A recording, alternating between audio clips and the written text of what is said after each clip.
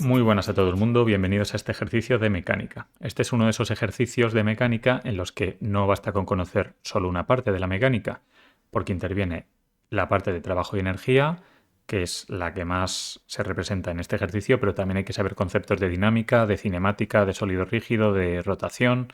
Entonces es un ejercicio bastante completo que nos va a servir para sentar bien todos estos conceptos que he comentado. Vamos allá leyendo el enunciado, que dice: un bloque de 2 kilos y un cilindro de 8 kilos. Estos son los primeros datos que nos da, los apuntamos como siempre. También nos adjunta el enunciado esta figura, que es representativa de lo que está ocurriendo. Como vemos, tenemos un bloque y un cilindro con masas conocidas que están unidos mediante un hilo que pasa por una polea. Los dos están situados en un plano inclinado con distintos ángulos, ahora lo veremos, y existe rozamiento solo en el caso del bloque. Esta es la situación inicial. Si seguimos leyendo, nos dice que el hilo es inextensible y sin masa, que esto es importante para que existan fuerzas de tensión y que la aceleración sea la misma en ambos, en el bloque y en el cilindro, que descansa sobre una polea situada en la unión de dos planos inclinados de 30 y 60 grados respectivamente, ángulo del bloque 30 grados, ángulo del cilindro 60 grados. Ojo porque son distintos, ¿eh? Considere la polea sin masa. La polea no tiene masa, esto es importante también porque no va a intervenir ni energéticamente ni dinámicamente. El coeficiente de rozamiento entre el bloque y el plano es, y nos dan el dato de mu, 2 partido de raíz de 3, que este es el rozamiento entre el bloque y el plano, es decir, entre el bloque y su plano inclinado. Mu. Eso quiere decir, como nos dice aquí, que el cilindro parte del reposo, es decir, velocidad inicial 0, eso es otro dato, y rueda sin deslizar con rozamiento despreciable recorriendo 1 metro desde el inicio. ¿Qué nos dice esta frase? Nos dice una incoherencia física realmente, porque nos está diciendo que el cilindro rueda sin deslizar, pero que por otra parte no tiene rozamiento, que tiene rozamiento despreciable. Esto no tiene sentido físico, como digo, porque para que un sólido rígido ruede sin deslizar es necesario que exista rozamiento con la superficie. Es absolutamente necesario, entonces es un sinsentido esta frase, pero como es lo que nos proporciona el enunciado, vamos a hacer un ejercicio mental de considerar que es así, que las dos cosas se cumplen. Como se nos indica, el rozamiento es despreciable. No nos está diciendo que no exista. Nos dice que existe, obviamente, pero que tenemos que despreciarlo. Entonces vamos a pensar que no existe fuerza de rozamiento. Con este plano inclinado no existe rozamiento, pero que sin embargo el cilindro sí que rueda sin deslizar. Entonces su movimiento sí que va a ser equiparable al de un sólido rígido. Nos dice también que recorre 1 metro desde el inicio, desde el instante inicial hasta un cierto punto recorre 1 metro, luego veremos para qué usamos esto. Y por otro lado nos dice al final que la aceleración de la gravedad son 9,8 metros por segundo al cuadrado. Y con esto ya tendríamos todos los datos iniciales y el planteamiento con las condiciones iniciales. ¿Qué nos pregunta el enunciado en los distintos apartados? Pues el apartado A nos dice: determine el momento de inercia del cilindro respecto a su eje central, suponiendo que su radio es R, longitud L y su densidad es uniforme. Este apartado A es bastante independiente de los otros dos porque realmente este esquema no nos sirve de mucho para el apartado A. Lo que nos pregunta el apartado A es que calculemos el momento de inercia de un cilindro respecto a un eje que pasa por su centro, es decir, por su eje de simetría. ¿Cómo se hace esto? Vamos a ello.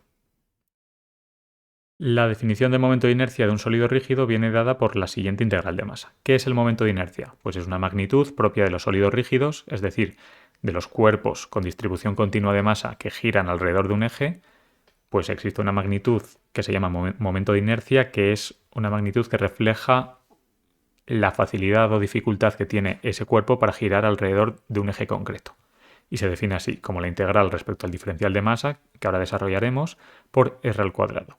¿Qué es r al cuadrado? Pues es la distancia mínima de cada partícula al eje, que en el caso de un cilindro es fácil porque es la coordenada radial. Vamos a trabajar en este apartado con coordenadas cilíndricas. ¿Qué es esto? Pues son las 3 coordenadas en vez de las cartesianas, que suelen ser más habituales para la mayoría de problemas, pues las coordenadas cilíndricas consisten en la coordenada radial r minúscula, que es la distancia del eje a cada punto, que es justamente lo que dice la definición de momento de inercia, distancia de cada partícula del cilindro al eje, pues esa va a ser nuestra coordenada radial, r minúscula. La coordenada azimutal, que hemos llamado phi, que es el ángulo que barre esta línea en la base, que digamos que da la vuelta completa a la base, es decir, el ángulo respecto a este eje, y z, que es la coordenada de altura, o en este caso de longitud, que es la distancia del centro del cilindro pues hacia aquí o hacia aquí. Esto sería z. ¿Y cómo podemos calcular el momento de inercia? Pues gracias al dato que nos dan de que la densidad del cilindro es uniforme.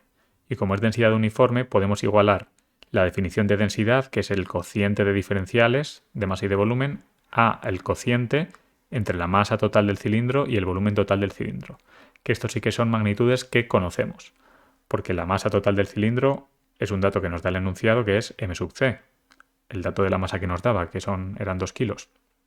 Y el volumen del cilindro pues lo calculamos por geometría como la área de la base por la altura, o en este caso la longitud. Va a ser el área de la base, pi por r cuadrado, por la longitud total del cilindro. De modo que la densidad la podemos igualar esto con esto. Y despejando de aquí el diferencial de masa nos queda esto. Esta expresión que es en función de datos conocidos por el diferencial de volumen. ¿Cómo podemos expresar el diferencial de volumen en coordenadas cilíndricas? Pues así. Que esto es una expresión que es muy útil saberse porque es muy habitual en problemas de geometría, de mecánica, de campo gravitatorio, de campo eléctrico, de campo magnético. En un montón de sitios aparece. Hay que saber trabajar con coordenadas cilíndricas, también con coordenadas esféricas y por supuesto con cartesianas. Entonces el diferencial de volumen pues lo expresamos así. La coordenada radial por los tres diferenciales de las tres coordenadas. La radial, la azimutal y la de altura.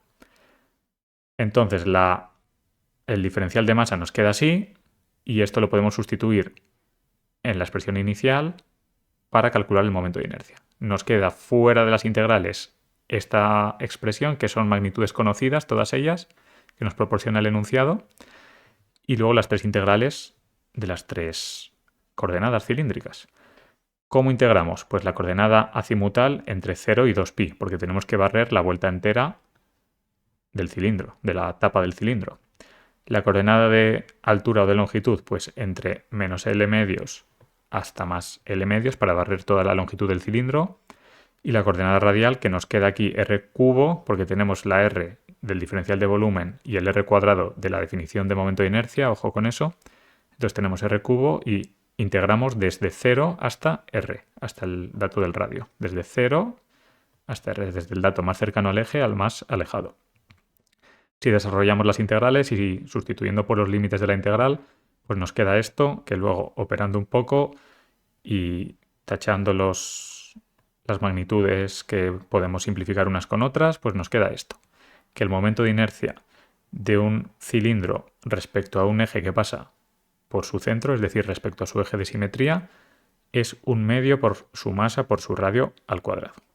Que este es un dato que también deberíais saberos de memoria porque es muy habitual en muchos problemas de muchos tipos y que está bien saberse también para comprobar que tenemos bien la resolución, que lo hemos hecho bien. El momento de inercia de un cilindro macizo y homogéneo respecto a su eje de simetría siempre es así, 1/2 por su masa por su r al cuadrado, porque el momento de inercia depende de la geometría del cuerpo, no de otros factores.